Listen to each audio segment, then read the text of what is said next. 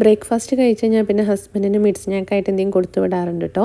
അപ്പം ഇന്ന് ഫ്രൂട്ട്സ് ബൗളായിരുന്നു. ഓട്സും പിന്നെ ഓട്സ് മിൽക്കും സ്ട്രോബെറിയും ബ്ലൂബെറിയും കൂടെ ഒന്ന് സ്മൂത്തി പോലെ അടിച്ചെടുത്തിട്ട് അതിന് ശേഷം അതിൻ്റെ മേലെ കുറച്ച് നട്ട്സും പിന്നെ കുറച്ച് റോബസ്റ്റ ആപ്പിൾ കയ്യിലുള്ള ഫ്രൂട്ട്സും കൊണ്ട് കുറച്ച് ബ്ലൂബെറിയും കൂടെ ആഡ് ചെയ്തിട്ട് ഞാൻ അങ്ങനെ കൊടുത്തു വിടാം. അതുതന്നെ എനിക്കും ഉണ്ടാക്കും കേട്ടോ. ഞാൻ ഡിന്നറിലോട്ട് എടുത്ത് വെക്കും.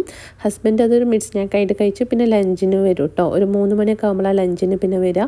പിന്നെ ഇന്നലെ വാങ്ങിച്ചിട്ടുള്ള ഈ ബ്രെഡൊക്കെ ഞാൻ അതുപോലെ ഒരു ബൗളിലേക്ക് മാറ്റും കേട്ടോ. അല്ലെങ്കിൽ ഈ പാക്കറ്റിൽ തന്നെ ആവുമ്പം അത് പെട്ടെന്ന് ചിലപ്പം കേടുവരാനൊക്കെ ചാൻസ് ഉണ്ട്. കേടുവരാൻ നമ്മൾ ശരിക്കും ക്ലോസ് ചെയ്തിട്ടില്ലെങ്കിൽ തണുത്ത് പോകും കേട്ടോ.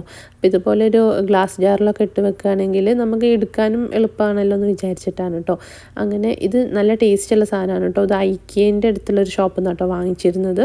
നല്ല ഹെൽത്തി സ്നാക്കുമാണ്. പിന്നെ ഇതിലേക്കൊരു ജാമും കൂടെ വാങ്ങിച്ചിട്ടുണ്ടായിരുന്നു കേട്ടോ സ്പ്രെഡ് ചെയ്യാൻ വേണ്ടിയിട്ട്. Raspberry blueberry flavour